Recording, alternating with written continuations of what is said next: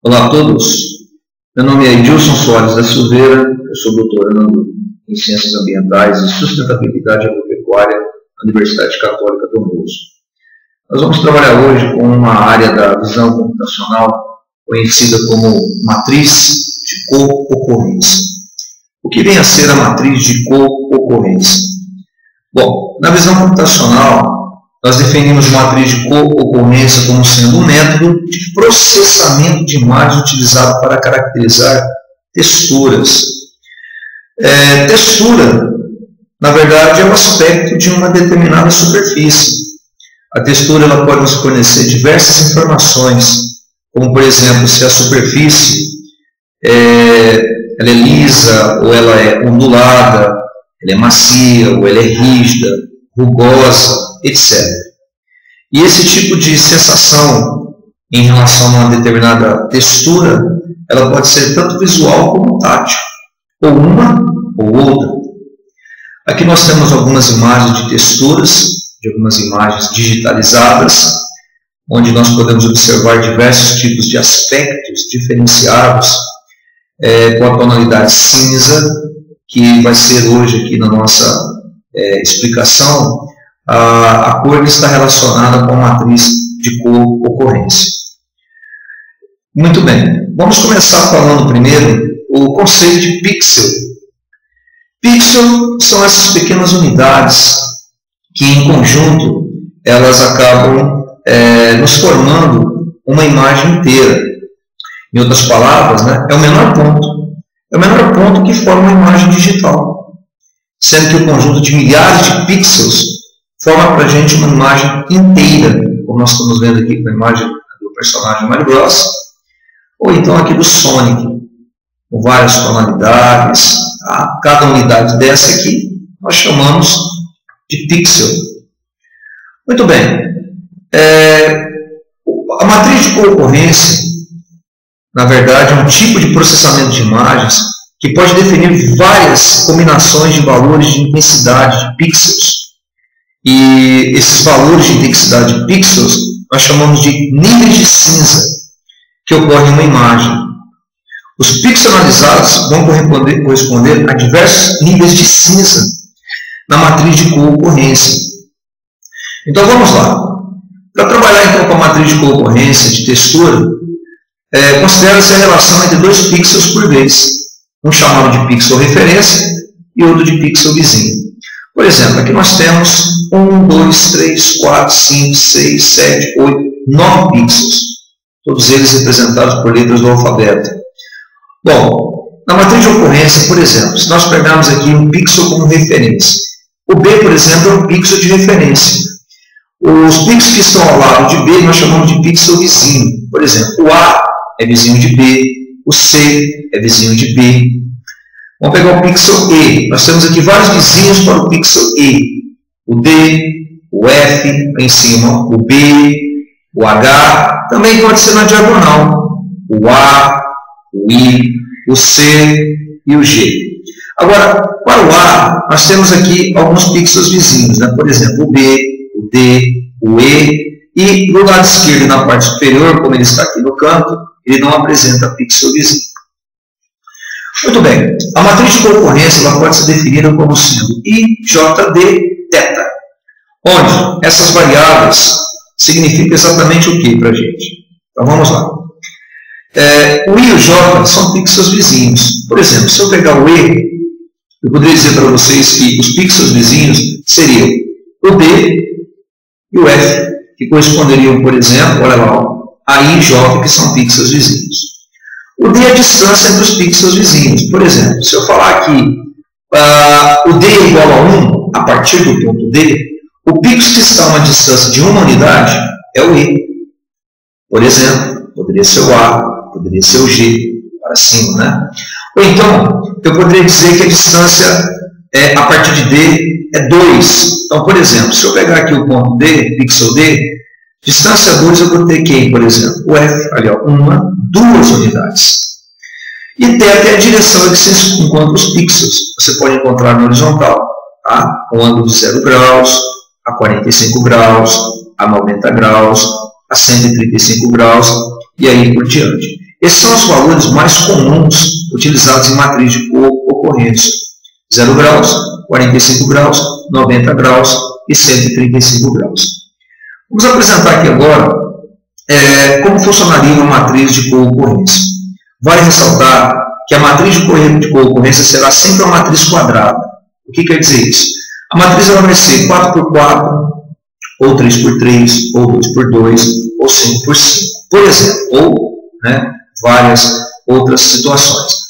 Por exemplo, aqui nós temos uma matriz quadrada do tipo 4x4, ou seja, 4 linhas, 1, 2, 3, 4, e 4 colunas, 1, 2, 3, 4. É uma matriz quadrada 4x4. O que vem a ser uma matriz de co-ocorrência, então? Vamos entender aqui. Aqui eu peguei um exemplo, tá? Uma matriz de co-ocorrência 0 graus. Lembrando que a 0 graus eu vou pegar todos os pixels vizinhos que estão na horizontal. Muito bem. A gente vai começar exatamente assim. Aqui eu vou ter o pixel 0, o 1, o 2 e o 3. Ou seja, 0, que seria a primeira coluna, 1 a segunda coluna, 2 a terceira coluna, 3 a quarta coluna. A mesma coisa para a linha. Aqui eu teria 0 para a primeira linha, 1 para a segunda linha, 2 para a terceira linha, 3 para a quarta linha. Agora vocês devem estar observando que nós temos aqui o 0 com o cinza mais escuro, o 1 já está clareando, o 2 também, o 3 está bem clarinho. Então nós temos aqui, no caso, nós teremos aqui 4 níveis de cinza. A 0, a 1, a 2 e a 3, por exemplo. São 4 níveis de cinza nessa situação. Mais adiante nós vamos comentar qual que é a importância de se ter aplicabilidade desses níveis de cinza. Então vamos analisar. Por exemplo, a 0 graus, eu vou começar aqui, tá? E vamos analisar o seguinte. Quantos a partir dessa unidade, tá, temos como vizinho o número 0? Vamos lá. Eu tenho 1 para esse 0, mais 1, 2, mais 1, 3, mais 1, 4. Ocorreram 4 vezes o número 0. Olha lá, na primeira unidade 4. Agora vamos verificar quantos zeros eu tenho, tá, ao lado vizinho do número 1. Então, por exemplo, eu tenho um 0 ao lado do número 1, mais um 0. Olha lá, 2. Agora eu vou contar quantos números 0 eu tenho, tá, no número 2. Então eu vou colocar aqui, ó, um 0 apenas ao lado do número 2. Um 0. E vou contar agora quantos zeros tem ao lado do número 3. Ao lado do número 3, ó, pode perceber, não tem nenhum número 0. Ao lado desse 3 é o 3, ao lado desse 3 é 2. Então 0. Agora aqui nós vamos analisar o número 1. Quantos número 1 nós temos ao lado de 0? Vamos lá. Aí ó, eu tenho um 0 ao lado do 1, um 0 ao lado do 1. 2 zeros. 2. Agora eu vou contar quantos número 1 eu tenho ao lado do número 1. Então eu tenho 1, 2, 3, 4. Tá lá. E assim por diante. Tá? Então eu vou analisar aqui a primeira linha vai ser o número 0, depois o número 1, depois o número 2, depois o número 3. Enfim, a aplicabilidade de uma matriz de concorrência, tá, nós poderemos utilizá-las em várias situações. Por exemplo, aqui é uma imagem que eu tirei da fonte www.imagesurvey.com.br, em que nós temos uma imagem colorida e aqui uma imagem em níveis de cinza, com várias tonalidades de cinza.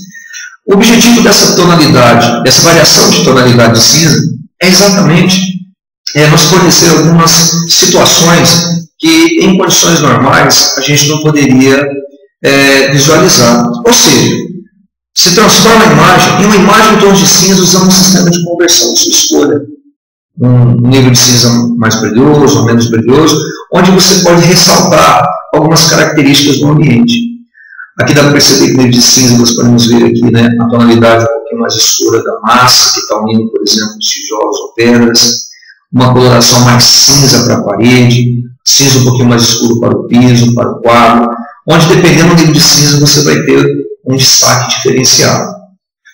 Aqui nós temos o seguinte, se pegar essa superfície lisa, por exemplo, da parede, ó, a área da parede lisa, aplicando-se matriz de concorrência, ali, ó, podemos encontrar algumas imperfeições no ambiente, por exemplo, ou então aquilo que se deseja estudar. A partir da matriz de concorrência, podemos calcular parâmetros que representam a distribuição dos valores de probabilidade de concorrência.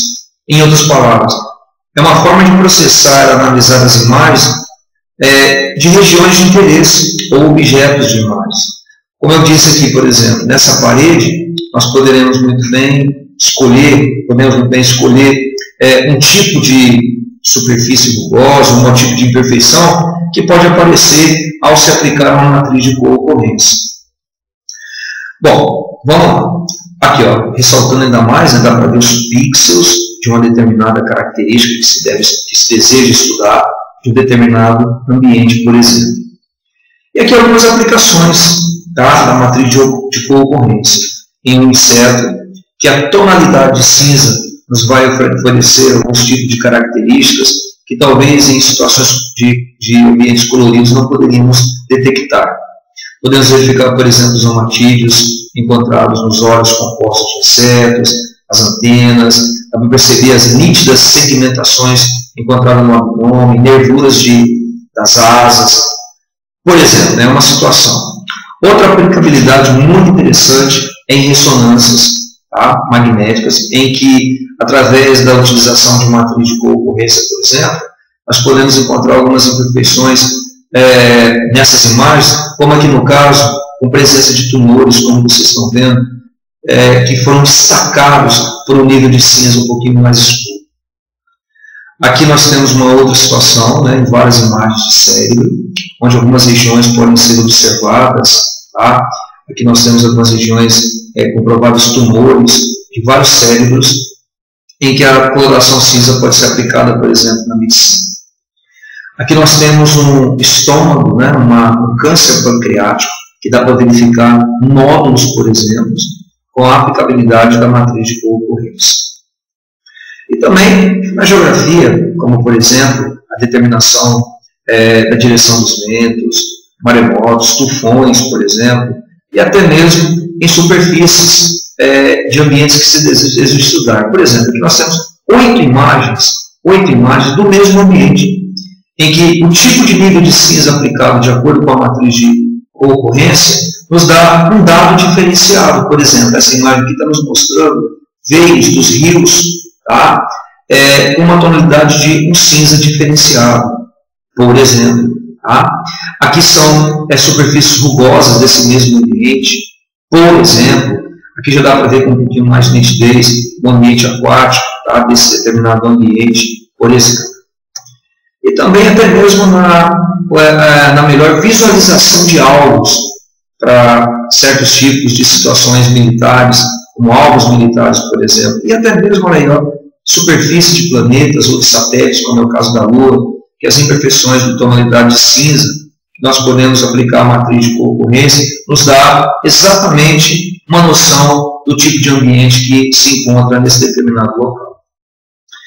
Então, a matriz de concorrência, ela nos fornece as tonalidades de aplicabilidade nas cores cinza, em que nos dão aí alguns dados estatísticos, alguns pontos de referência daquele tipo de ambiente ou de superfície formado por determinada textura. Ok? Então fica aqui algumas referências bibliográficas, no que eu usei para poder elaborar o material. E muito obrigado aí pela sua atenção.